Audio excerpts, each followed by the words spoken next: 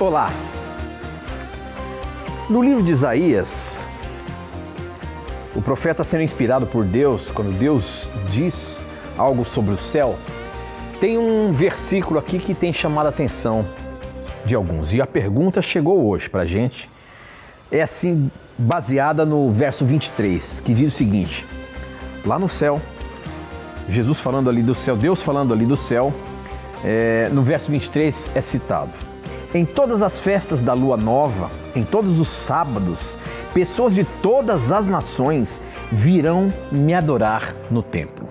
E a pergunta que chegou para a gente é o seguinte: se no céu vai ser, ou se no céu não, o céu será um dia eterno, como saberemos sobre o sábado?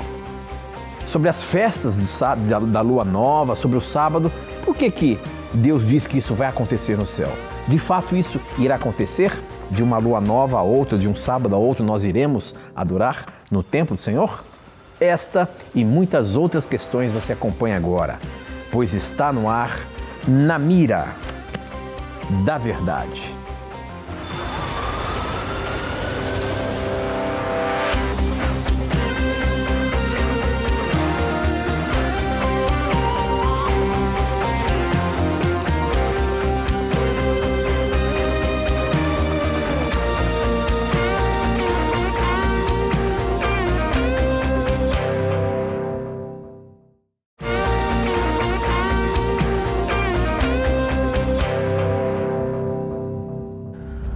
Olá, seja muito bem-vindo. Estamos começando mais um programa Na Mira da Verdade. E você sabe como que é esse programa? É um programa de perguntas e respostas bíblicas. Estamos ao vivo, você manda sua pergunta e nós respondemos baseando-se na palavra de Deus. E quem está na mira para dar a resposta na palavra é ele, hein? Professor Leandro Quadros. Tudo bem, professor? Tudo bem, Tito.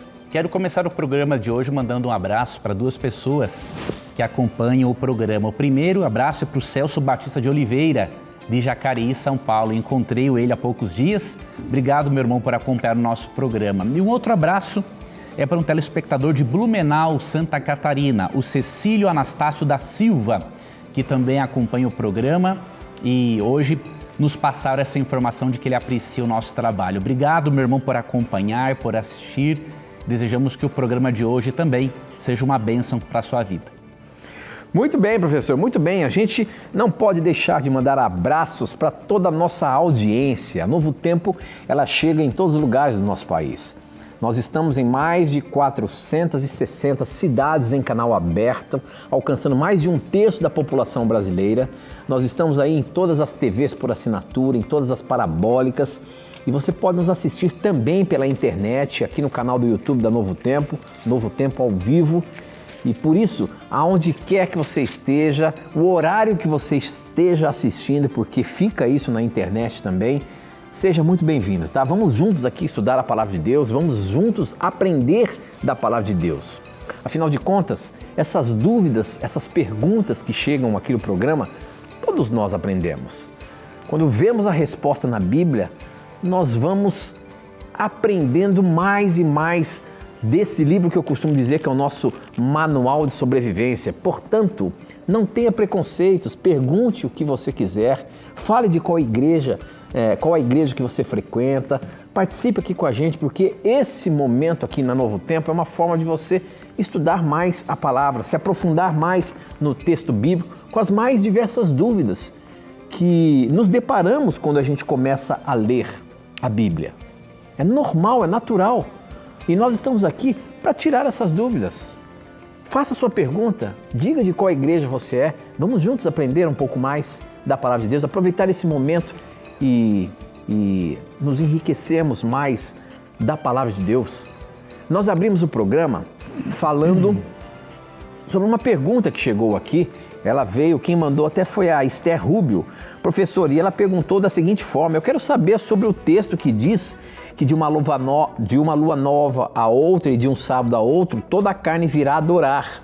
Eu li aqui na linguagem de hoje, e aí ainda fala que vem adorar no templo. E ela diz assim, se no céu será um dia eterno, como saber que é sábado? A pergunta que a gente abre o programa hoje é isso, professor. Realmente no céu nós vamos guardar o sábado? Nós vamos adorar a Deus no sábado, de uma lua nova a outra, de um sábado a outro, ou vai ser o tempo todo em adoração? O que está querendo dizer esse texto aqui de Isaías 66?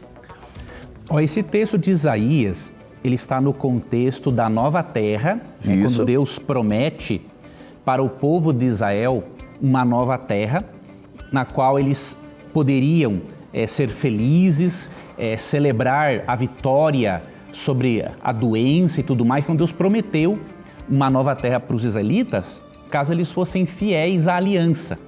Como eles não foram, obviamente, essas promessas referentes à nova terra vão se cumprir de uma forma plena com o povo de Deus de todas as épocas, com a igreja, com Israel, com aqueles que aceitaram o plano de salvação. Então, 2 Pedro 3,13, por exemplo, o apóstolo Pedro aplica a nova terra, só que agora sem pecado, sem a morte, sem a dor, ele aplica a todo o povo de Deus. Então, após a volta de Jesus Cristo, após o milênio, nós viveremos na nova terra restaurada para sempre. O que isso significa? Esse texto mostra que realmente a observância do sábado continuará vigente na nova terra. Não apenas para o israelita, mas para todas as pessoas. Porque a nova terra é uma promessa não apenas para os israelitas, mas também para a igreja. Seria muito estranho imaginarmos que na nova terra os israelitas se reunirão no sábado para adorar a Deus, já os cristãos no domingo. Isso não faz sentido. O domingo não é um dia de guarda. O domingo não é um dia santo. Não há um texto bíblico sequer que ensine a santidade do domingo. E esse texto não promete que na nova terra, todos os justos celebrarão o domingo. Promete sim que adorarão a Deus também no sábado, especialmente no sábado. Agora, o que dizer, por exemplo, desse aspecto do texto que fala que além de um sábado a outras pessoas adorarem a Deus, haverá também a festa de lua nova. Para o israelita, obviamente, a lua nova era um período mensal de celebração por bênçãos de Deus. No caso da nova terra restaurada, na nova terra sem pecado, nós não teremos nenhum aspecto de ordem cerimonial fazendo parte da nova terra. O sábado ele não é um mandamento cerimonial. A origem dele é no Gênesis, quando não existia pecado. Então, o sábado continuará vigente. A celebração da lua nova não existirá, mas nós entendemos que esse período de lua nova pode também se referir ao período mensal em que os justos comerão da árvore da vida, como aponta lá Apocalipse 22, verso 2.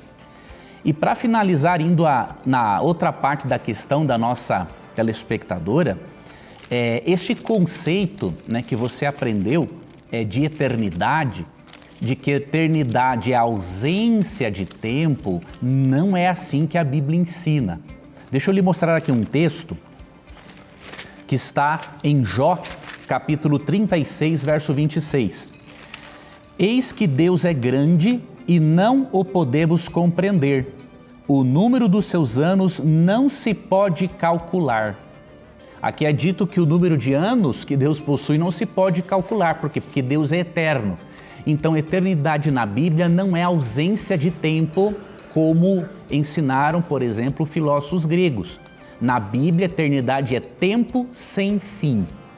É óbvio que Deus não é preso pelo tempo. Deus tem uma relação com o tempo de uma forma bem diferente de nós, criaturas. Entretanto, o tempo continuará existindo, porque se realmente, se Deus aniquilasse, por exemplo, a existência do Sol, se Deus não fizesse com que a nova Terra continuasse com dia e noite, realmente não teríamos como saber quanto tempo estaria passando. Mas a Bíblia não ensina isso. Deus vai viver conosco, nós seremos eternos, e aí o Deus eterno viverá conosco de uma forma plena no nosso tempo. Então, não pense em eternidade como ausência de tempo. Na Escritura, eternidade é tempo sem fim.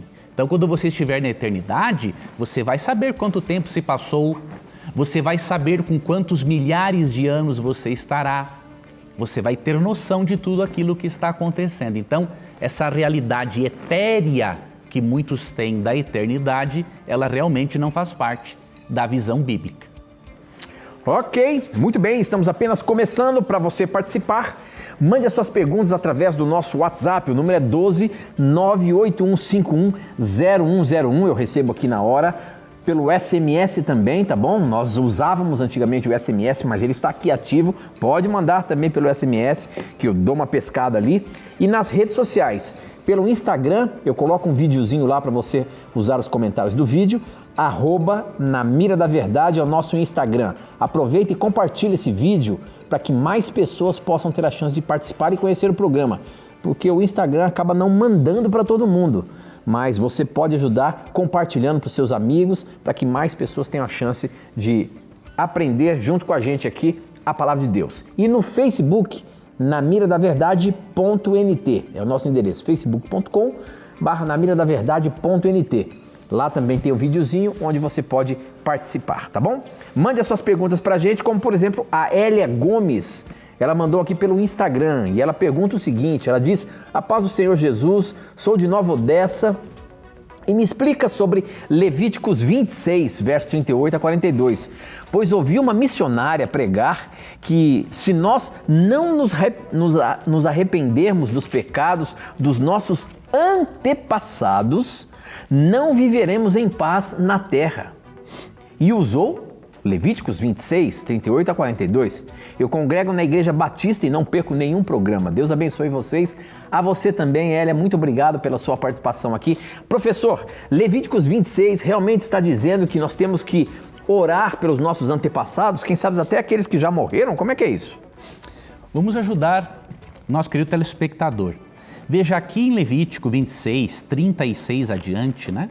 Quando fala de confessar pecados dos familiares, é porque eles estavam praticando os mesmos pecados. Então, o que Deus estava convidando-os a fazerem aqui?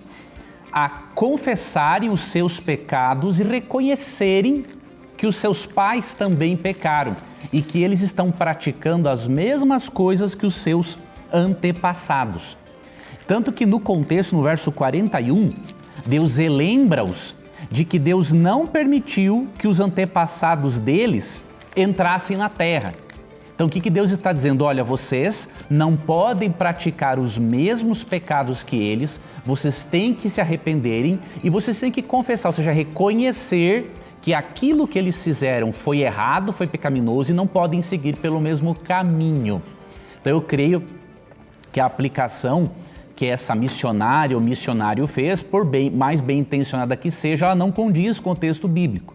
Até porque o contexto aqui é outro, e se nós nos lembrarmos de Ezequiel 18, verso 4, por exemplo, nós vemos que no aspecto judicial, penal, ninguém paga pelo pecado de outro, tá? E no verso 4 é dito o seguinte, vamos ler. Tem o verso 4, mas vamos ler o verso 20. A alma que pecar, essa morrerá. O filho não levará a iniquidade do pai, nem o pai a iniquidade do filho. A justiça do justo ficará sobre ele, e a perversidade do perverso cairá sobre este. Então, nesse aspecto penal, Deus não pune um filho por causa aquilo que um pai fez ou vice-versa. Tá? Então, aqui em Levítico 26, não pode ter esse convite para confessar pecados de alguém se você não é culpado por aquilo. O que Deus quer é que eles reconheçam que assim como eles no passado erraram, que eles hoje abandonem seus pecados e não sigam pelos mesmos caminhos dos seus antepassados. Muito bem, professor, muito bem. Olha, as perguntas não estão parando de chegar não, hein? Obrigado pela sua participação. Vai mandando as suas perguntas pra gente aí, que a gente só tá aqui pescando boas perguntas, como por exemplo, essa do José Alberto Mateus. Ele diz o seguinte: oi Tito, professor Leandro, boa noite. Sou católico e sou de Maranguape, Ceará. Eu sei que a Bíblia não se contradiz, mas eu queria entender Gálatas 3, versos 10 e 11 com Romanos 2, verso 13. Vamos ver o que está dizendo os textos que o nosso querido irmão José Alberto está perguntando. Gálatas 3, versos 10 e 11, professor, diz o seguinte: os que confiam na sua obediência à lei estão debaixo da maldição de Deus, pois as Escrituras Sagradas dizem: quem não obedece sempre a tudo que está escrito no livro da lei está debaixo da maldição de Deus. É claro que ninguém é aceito por Deus por meio da lei, pois as Escrituras dizem: viverá aquele que por meio da fé é aceito por Deus. Aí quando a gente vai lá para Romanos capítulo 2, verso 13, a gente lê o seguinte: por que as pessoas que Deus aceita não são aquelas que somente ouvem a lei, mas aquelas que fazem o que a lei manda? Então, professor, e um diz que Deus não aceita, ou está dizendo aqui contra a lei, dá a entender que parece que é contra a lei, e aqui em Romanos não, está dizendo que tem que ser pela lei. Então, aparentemente, é uma suposta contradição ou não? É uma maneira de interpretar aí esses textos. Texto de ambas as cartas, vai ficar claro o texto. Aqui em Gálatas 3, Paulo está lidando com o legalismo, com a salvação pelas obras. Tá? Paulo está sendo contra a salvação pelas obras. Ele explica na sua carta aos Gálatas que a tentativa de alguns mestres judaizantes de adquirir a salvação ou a justificação por meio das obras é uma tentativa inútil, e ele chama isso até mesmo de outro evangelho, em Gálatas 1, 6 a 8. Então, o tema aqui é justificação pela fé. Paulo é contra, sim, a salvação ou a justificação pelas obras. Na carta aos Romanos, ele também fala da justificação pela fé, só que aqui ele apresenta de uma outra perspectiva. No verso 13 de Romanos, ele diz assim, porque os simples ouvidores da lei não são justos diante de Deus, mas os que praticam a lei hão de ser justificados. Ele não está defendendo aqui algo contrário do que ensinou em Gálatas. O que ele está defendendo é que depois que o cristão é justificado unicamente pela fé, a vida dele será transformada. Ele precisa demonstrar na sua conduta, nas suas obras, na sua obediência, que a justificação pela fé é uma realidade na vida dele. Então aqui em Gálatas, Paulo foca na justificação pela fé, e em Romanos 12, 13 ele fala da justificação pela fé, mas também da santificação. Então o que Paulo está dizendo aqui? Não adianta você dizer que é justificado pela fé se na sua vida você não demonstra que o evangelho é uma realidade. Se nas suas obras você não demonstra que a graça transformou o seu interior. Então não são contradições, são apenas perspectivas diferentes em contextos diferentes. Muito bem, temos 2 minutinhos, acho que essa aqui você consegue responder, professor. Isso aqui veio do nosso Facebook, quem mandou foi o Robinho Dantas, ele diz o seguinte, uma pergunta polêmica para o professor Leandro Quadros. Vamos ver aí, hein, professor? A Igreja Universal utiliza em seus cultos a réplica da Arca da Aliança como símbolo de vitória e prosperidade. A Arca da Aliança como símbolo de vitória e prosperidade. Isso tem base bíblica? Podemos usar a Arca da Aliança como um símbolo de vitória e prosperidade? Tenho muita discussão com esse assunto com a minha família. Pesque a minha pergunta, Tito. Sua pergunta foi pescada, meu irmão. Professor, a Arca da Aliança tem esse símbolo hoje sobre vitória e prosperidade na Bíblia? Veja, essa é uma aplicação homilética, né, feita pela igreja, mas que não tem uma base bíblica, diríamos assim. Lógico, nós não estamos dizendo com isso que o cristão é chamado para ter uma vida miserável, não. Deus quer abençoar o seu povo. Só que a bênção e a prosperidade na Bíblia vai além de dinheiro, né? Envolve você ter plenitude de vida em todas as áreas da sua vida, e incluem também as finanças, obviamente.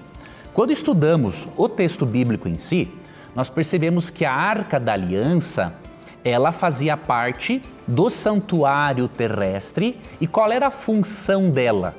Ela abrigava ali o decálogo, a lei de Deus, e acima da arca tinha uma tampa chamada propiciatório, onde se manifestava a glória de Deus. Então veja, a arca ensinava o quê?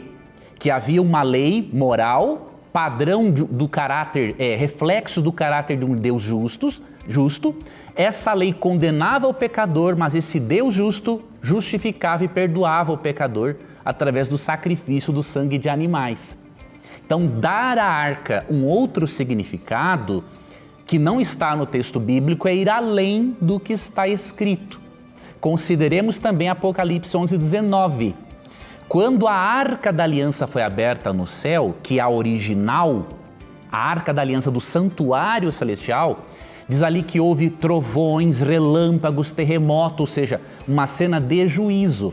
Então a Arca da Aliança Celestial, ela demonstra assim que a lei de Deus é eterna, ela demonstra que a lei de Deus faz parte do seu padrão de juízo, só que a Arca da Aliança também demonstra, quando ela é aberta, a doutrina do juízo.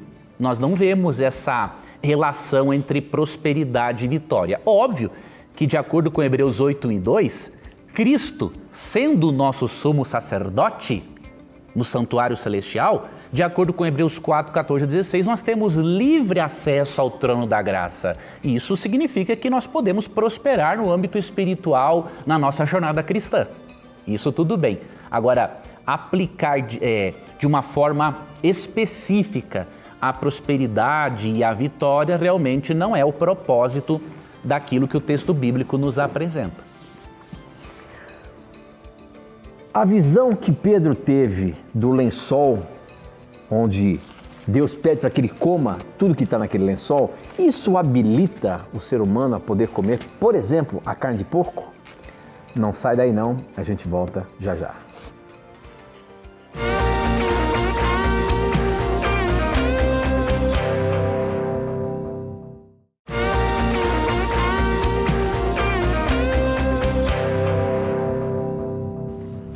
Já estamos de volta ao vivo. Mande a sua pergunta através do nosso WhatsApp. O número é 12 98151 0101. Como essa que chegou aqui. Deixa eu ver o nome da pessoa. Tem aqui, ó, só a gente clicar. É o Bento. A pergunta do Bento está na mira, Bento. Ele diz o seguinte: professor, eu tenho dúvida da visão de Pedro para comer todos os animais. Isso quer dizer que com isso eu posso comer carne de porco? Essa visão está lá em Atos 10, não é, professor? Quando Pedro viu aquele lençol de alimentos e Deus pediu para que ele comesse. O que significa isso? Está nos autorizando a comer qualquer tipo de alimento aí? Boa parte da cristandade acredita que sim, que quando Deus deu esta visão de um lençol zoológico ao apóstolo Pedro, Deus estaria aqui abolindo as leis dietéticas de Levítico 11. Por que tem esse entendimento de que as coisas do Velho Testamento não tem mais valor, professor? Mas por que isso? Isso predomina, infelizmente, no meio cristão, porque eles quebram o elo que existe entre Antigo e Novo Testamento. A partir do momento que um cristão entender que o Novo Testamento é uma continuação da revelação de Deus e não uma contradição da Antiga, a partir do momento que um cristão entender que o que Cristo ensinava no Novo Testamento, o Pai ensinava também no Antigo Testamento, ou seja, eles não se contradizem, esse problema acaba, mas não é o caso, infelizmente. E aí o que acontece? Em Atos 10, quando Deus dá esta visão para Pedro, teve um momento em que Deus disse para Pedro o seguinte, quando ele vê aquele lençol cheio de animais impuros sendo baixado, Deus diz na visão o seguinte: mata e come.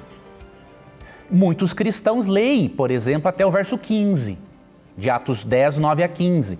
Mas se ler o restante do capítulo, se ler o capítulo 11, todo cristão pode chegar à conclusão de que Deus não está aqui purificando animais imundos.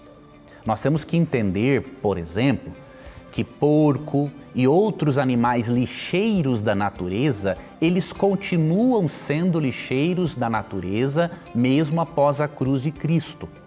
Tá? Jesus morreu na cruz não para purificar porcos, ele morreu na cruz para salvar pecadores. O porco continua sendo porco. Agora, quando você lê o verso 14, por exemplo, né? O próprio Pedro diz: jamais comi coisa comum e imunda. E aí vem o verso 15 que diz assim: ao que Deus purificou, não consideres comum. E aí, como é que Pedro entendeu isso? Essa é a pergunta que devemos fazer. Pedro entendeu com isto que ele poderia comer carnes imundas ou ele entendeu outra coisa? Primeiro, no verso 17, Pedro ainda estava com dúvidas do que significava a visão. Ó. Enquanto Pedro estava perplexo sobre qual seria o significado da visão, eis que os homens enviados da parte de Cornélio, tendo perguntado pela casa de Simão, pararam junto à porta. Aqui que está o detalhe. Deus havia se comunicado através de um anjo com um centurião romano chamado Cornélio. Tá? Deus se comunicou com ele e pediu para que ele mandasse chamar Pedro, para que Pedro dissesse a Cornélio o que ele deveria fazer. Só que havia um problema. Os judeus não se misturavam com gentios, porque eles poderiam, na visão judaica, se contaminarem espiritualmente. E aí o que Deus fez? Para tirar esta crença limitante de Pedro, Deus deu esta visão. Os animais imundos representavam os gentios. E quando Deus diz mata e come, está dizendo aceite aos gentios, porque eu os purifiquei e eu quero que o evangelho chegue até eles. E aí você vê, por exemplo, aqui, ó, no versículo 28, ó. Vós bem sabeis que é proibido a um judeu ajuntar-se ou mesmo aproximar-se alguém de outra raça. Mas Deus me demonstrou que... Vamos ver o que Deus demonstrou? Será que Deus demonstrou que era para comer carne de porco? Deus demonstrou que era para comer carnes imundas? Vamos deixar que o texto fale. Mas Deus me demonstrou que a nenhum homem considerasse comum ou imundo. Aqui não diz assim, ó, Deus me demonstrou que a nenhuma carne considerasse imunda. Não, Deus demonstrou que a nenhum homem considerasse comum e imundo. Então, usar Atos 10 para tentar abolir a lei dietética de Levítico 11 é uma deturpação do texto bíblico. Então, eu sugiro, leia todo o capítulo 10 e depois vá para o capítulo 11, que você vai ver mais detalhes dessa discussão que teve entre Pedro e a igreja acerca do recebimento destes gentios. Muito bem, professor, muito bem. Você pode participar do programa mandando as suas perguntas para a gente através do nosso WhatsApp, o número é 12981510101. A gente recebe aqui na hora. E nas redes sociais, Instagram e Facebook. Instagram, @na mira da verdade e Facebook, namiradaverdade.nt. Mas, professor, agora tem aqui uma daquelas afirmações que chegam para a gente. E olha só a afirmação que veio hoje aqui. As histórias bíblicas não podem ser contadas para as crianças, pois isso seria alienação. E aí, professor? É cada bobagem que eu escuto, uma pior do que a outra, né? Então, primeiramente, não existe livro que melhor trabalhe a mente e o intelecto de qualquer ser humano do que a Bíblia. Essa pessoa afirmou que as histórias bíblicas podem alienar a mente. Na verdade, o que aliena a mente de uma criança é deixar ela no celular horas seguidas e vendo aquilo que ela quer ver, sem ter nenhum filtro. Curioso, né? Você não fala mal do celular e do conteúdo aberto na internet, você fala mal da Bíblia. Ou seja, tem algum problema que você precisa resolver entre você e Deus. É mais provável que você esteja bravo com Deus ao invés de você não crer nele, né? O que acontece? Em nenhum momento Jesus colocou qualquer tipo de critério para que as crianças não lessem certos trechos da Bíblia. Muito pelo contrário.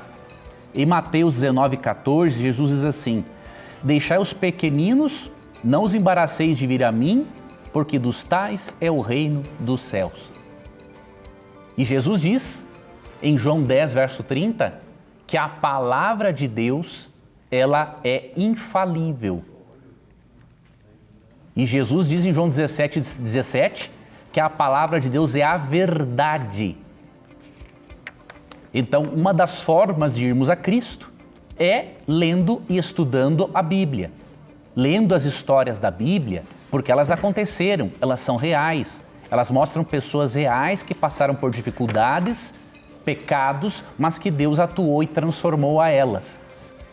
Deuteronômio 6, 5, 4 a 7, 4 a 8, diz que é para ensinar as palavras de Deus para os pequeninos, inclusive por meio da repetição. Então a tua afirmação, além de ser infundada, veio da sua mente, simplesmente ela é uma baita de uma mentira. Ela não condiz, com a realidade dos fatos. Ela não condiz com aquilo, por exemplo, que eu vejo nas minhas filhas. A minha filha Yasmin, minha filha mais velha. A minha filha não tem um ano que ela não tire 10 em todas as matérias, estudando na escola adventista. Ela, por mais de um ano, ela foi considerada a melhor aluna de toda a escola. Desde bebezinha, desde pequenininha, minha esposa, eu mais a esposa ainda, apresentando as histórias da Bíblia. Minha filha adolescente, com 15 anos de idade, a primeira coisa que ela faz quando ela se levanta é fazer o culto dela, ler a Bíblia, estudar a lição, uma excelente filha, uma excelente aluna. E aí você vai me dizer que a minha filha foi alienada ao ponto de tirar 10 em todas as matérias? Eu te garanto, você não sabe o que está dizendo. E olha, eu quero aproveitar esse gancho e dizer para você que nós estamos lançando esse mês, um mês considerado o mês das crianças, um guia de estudo aqui da revista Esperança Novo Tempo, com o Dr. Rodrigo Silva, em Descobrindo Tesouros. Esse aqui é o guia de estudos que nós estamos oferecendo este mês. E olha para você ver, vou abrir aqui, ó. Ele é como se fosse em quadrinhos, mostrando a arqueologia bíblica, mostrando ensinamentos bíblicos para que as nossas crianças sintam o desejo de querer aprender mais do amor de Deus, mostrando as verdades bíblicas comprovadas arqueologicamente. Então, se você quer essa revista para você dar aí para o seu filho, para o seu netinho, para o seu sobrinho, peça agora mesmo, ela é gratuita.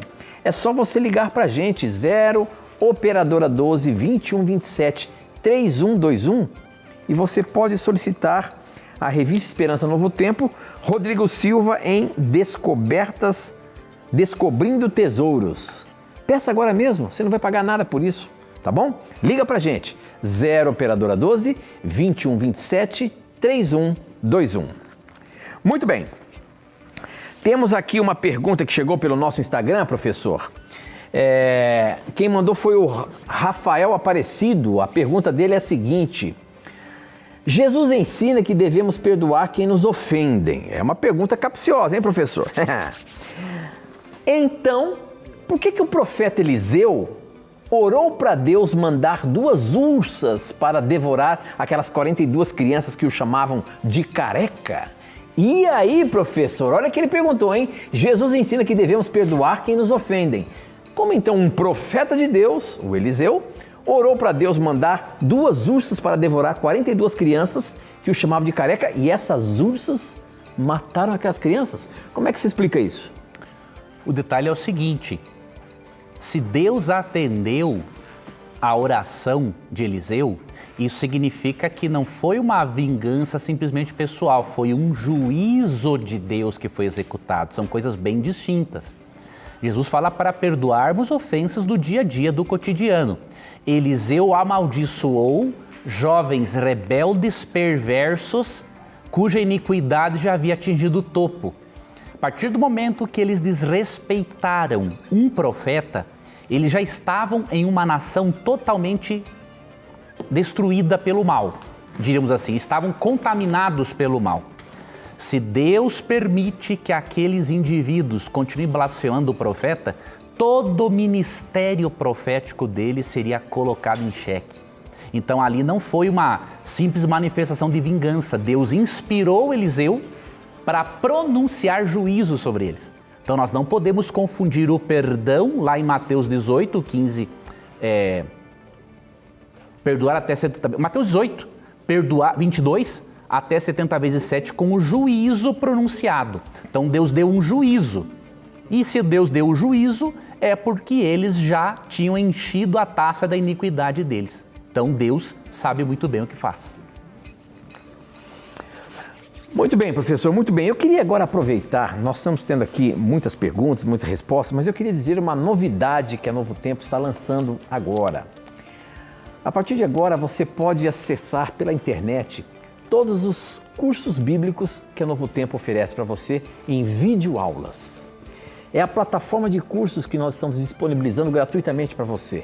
É só você digitar e procurar por novotempocursos.com e você vai entrar nesta plataforma que eu vou mostrar aqui para você. Vamos ver se o nosso câmera consegue pegar aqui, ó. Essa é a plataforma de cursos Novo Tempo. Você tem todos esses cursos disponíveis em videoaulas para vocês aprenderem mais. Talvez você quer saber alguma coisa assistindo esses vídeos pela internet, você vai ter a chance nessa plataforma de poder ver e acompanhar todos os estudos bíblicos que nós já lançamos aqui no Novo Tempo. novotempocursos.com. É só você entrar lá, você vai fazer o seu cadastro e você já vai poder estudar a Bíblia nos mais diversos cursos bíblicos oferecidos aqui através de videoaulas. Acesse, você vai se surpreender. novotempocursos.com, tá bom? Uma plataforma de estudos através de videoaulas de todos os cursos que nós já lançamos aqui na Novo Tempo.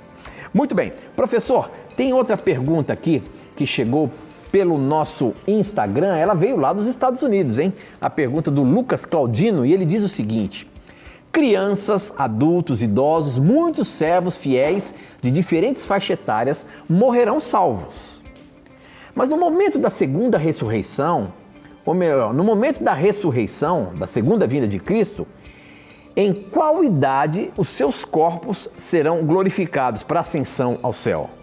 Então, crianças, de todas as formas, as pessoas morrerão, certo? Crianças, adultos, jovens, enfim.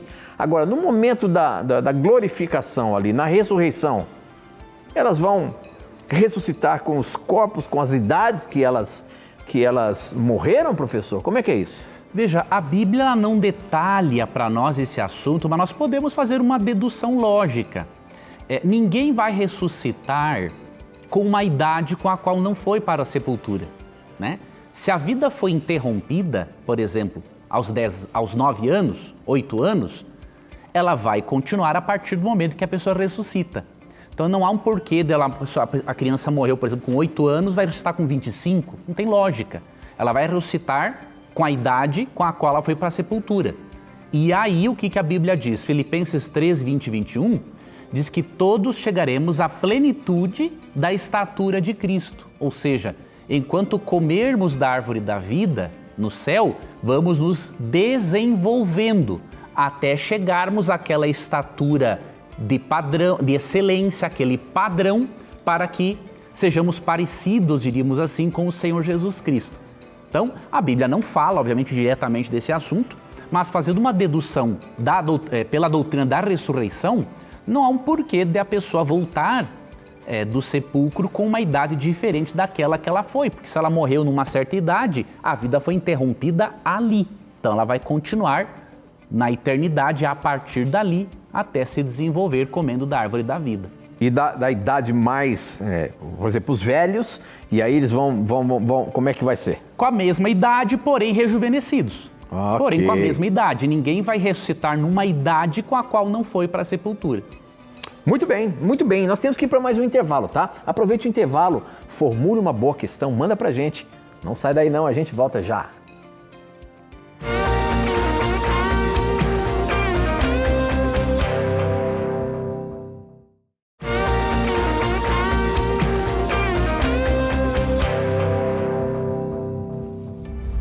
Já estamos de volta ao vivo, obrigado pela sua audiência aí. Participe do programa, mande as suas perguntas para o nosso WhatsApp, manda suas perguntas para o Instagram ou o Facebook. Você tem várias formas de mandar a sua pergunta para a gente. E você que está, quem sabe, aí assistindo pelo YouTube, você pode também usar os comentários ali e fazer a sua pergunta aqui para o professor Leandro Quadros, tá bom?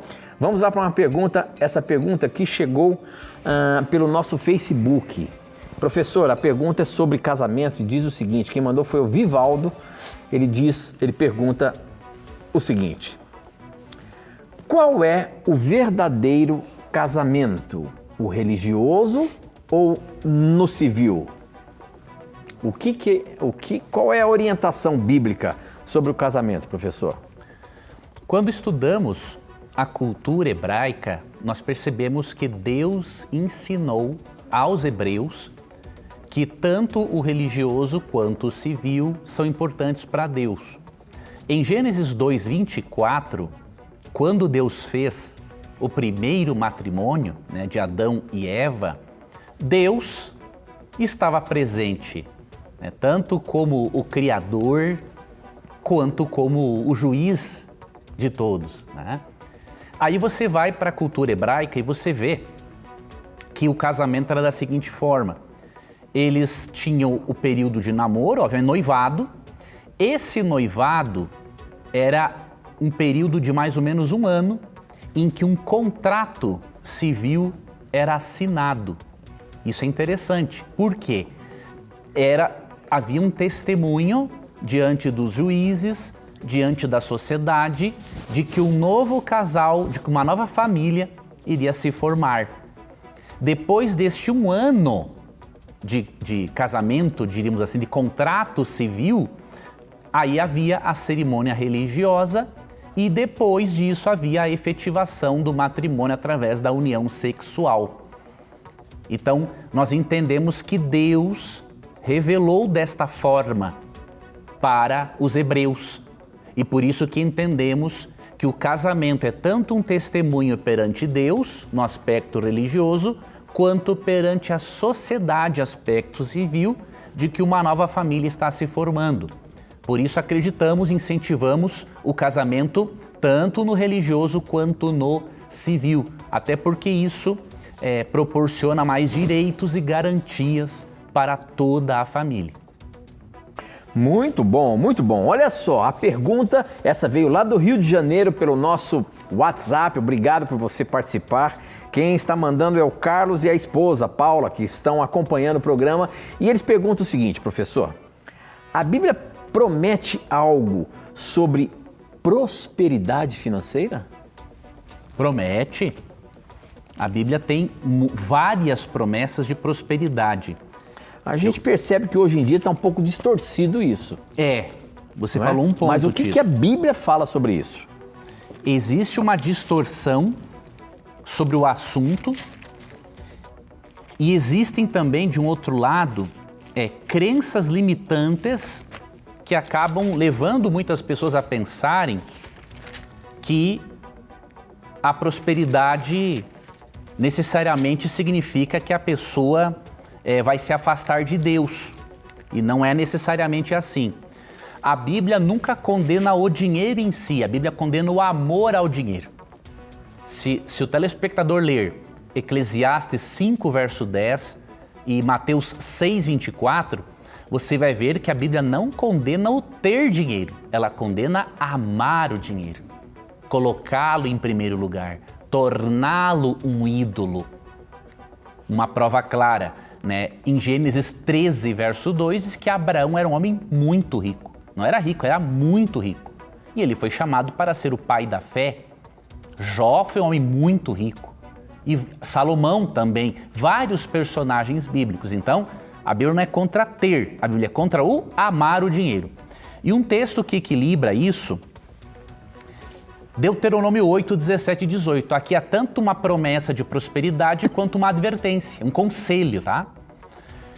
Não digas, pois, no teu coração: a minha força e o poder do meu braço me adquiriram estas riquezas. Olha aqui, ó. Eles adquiriram riquezas. Antes, aqui que está a advertência, né, o conselho.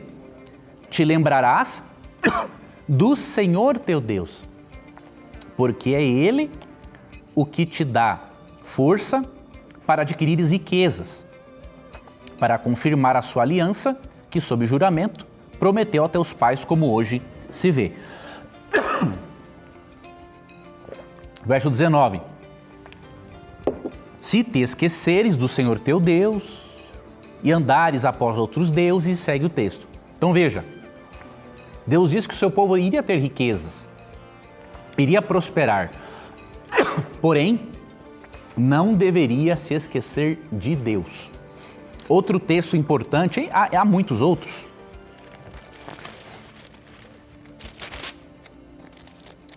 Vou ler esse outro aqui, ó, que está em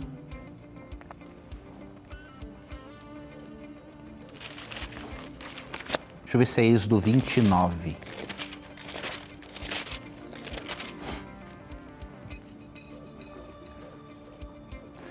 Não, é um outro que eu quero ler, não é Êxodo 29. Provérbios 3. Provérbios 3 é um outro texto bem interessante para você entender essa questão de uma forma equilibrada.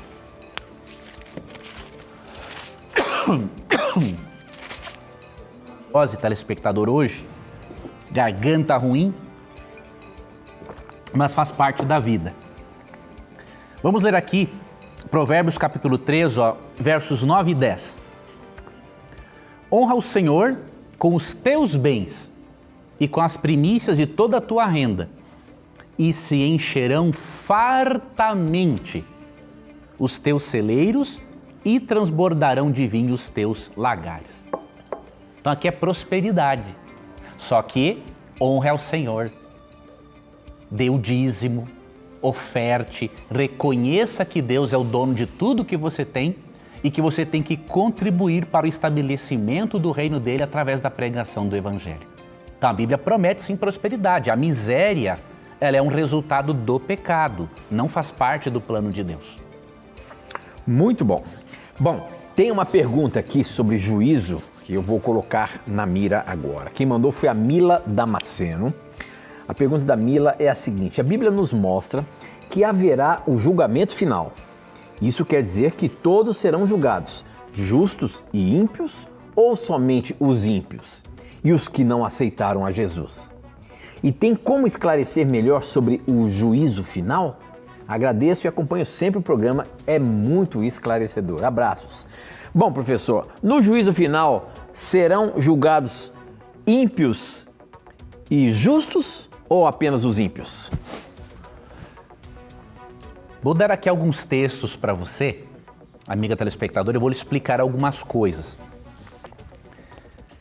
Em Mateus 25, vamos pegar aqui dois versos aqui. Mateus, vamos primeiramente para João 3. Eu ia citar Mateus 25, 31 a 46, que fala do juízo final, mas eu vou pegar aqui dois grupos de textos aqui, ó. O primeiro texto que nós vamos ver é João 3, versículo 16, ó. Porque Deus amou o mundo de tal maneira que deu o seu Filho unigênito, para que todo aquele que nele crê não pereça, mas tenha vida eterna. Porquanto Deus enviou o seu Filho ao mundo, não para que julgasse o mundo, mas para que o mundo fosse salvo por ele. Quem nele crê não é julgado. O que não crê já está julgado, porquanto não crê no nome do unigênito de Deus. E aí João 5:24 diz assim: em verdade vos digo, quem ouve a minha palavra e crê naquele que me enviou, tem a vida eterna, não entra em juízo, mas passou da morte para a vida. Aqui é dito que o justo não entra em juízo. Porém, em Romanos 14:12, olha o que Paulo diz. Assim, pois cada um de nós dará contas de si mesmo a Deus. E em 2 Coríntios 5:10, a mesma ideia.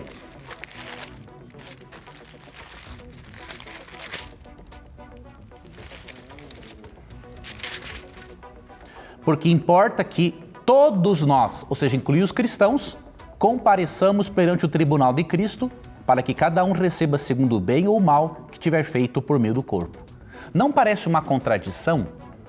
João 5:24, João 3:16 a 18 dizem que aquele que crê em Jesus não entra em juízo. Mas Paulo diz em Romanos 14:12, 2 Coríntios 5:10 e há outros textos que nós compareceremos perante o tribunal. Como harmonizar as duas coisas? Harmonizamos da seguinte forma: se você e eu entendermos que o juízo final tem diferentes fases para diferentes grupos de pessoas. Aqui que está o detalhe.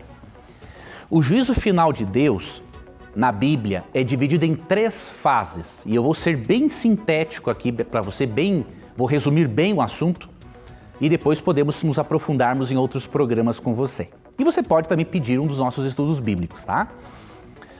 A primeira fase do juízo, ela ocorre antes da volta de Jesus. Chamamos esta fase de juízo pré-advento, ou antes do advento de Cristo. Vemos uma cena de um tribunal, anjos ao redor deste trono, ao redor do trono de Deus, participando desse tribunal, ali em Daniel capítulo 7, versos 9 e 10. Os justos fazem parte desse juízo. Por quê? Por que os justos são julgados? Não é porque Deus vai condenar os justos, não é esse o propósito. O juízo pré-advento tem o propósito de mostrar para o universo quem realmente aceitou a Jesus e quem não aceitou.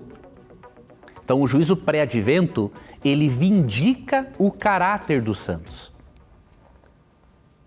Os anjos, você tem que ter em mente isso aqui, os anjos não são oniscientes como Deus. Então, Deus precisa trabalhar de uma forma que seres racionais e inteligentes possam ver que Deus é justo na forma de lidar com o pecado e os pecadores. Então, esta é a primeira fase do juízo, a fase pré-advento.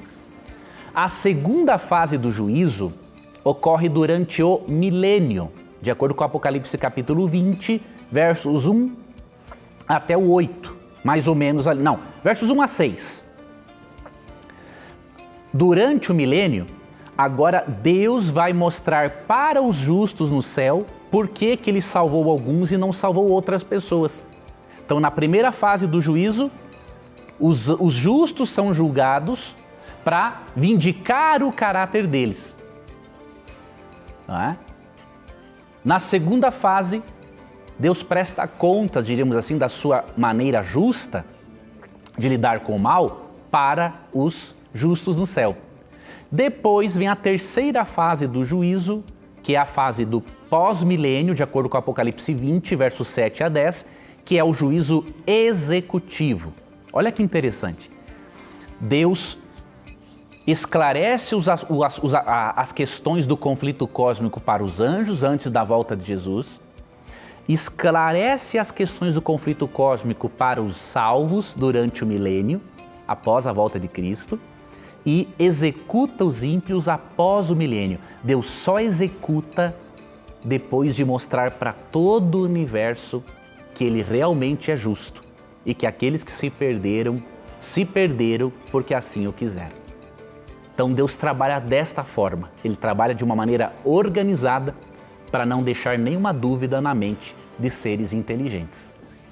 Muito bem, professor, muito bem, terminou em cima do tempo, hein? Muito bem, infelizmente a gente não consegue colocar mais uma pergunta. Tinha uma pergunta muito boa aqui pelo nosso SMS, a pergunta do Ricardo, lá de Santo André, mas eu coloco no próximo programa a sua pergunta, viu, Ricardo? Já estou anotando ela aqui e ela vai estar no próximo programa aí, é baseada em Lucas 12:20, quando diz o seguinte, Jesus, dizendo que para o tolo que ainda hoje pedirão a tua alma. Isso você vai ver na semana que vem. Professor, nosso tempo acabou. A gente se encontra semana que vem, se Deus quiser. Se Deus quiser. Deus te guarde, Tito. Deus abençoe a sua vida, amigo telespectador. Que Deus guarde e proteja a sua família.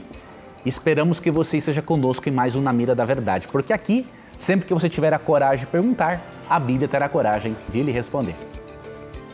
E aqui você já sabe, sempre as suas dúvidas e os seus questionamentos estão na mira da verdade. Até nosso próximo encontro. Tchau.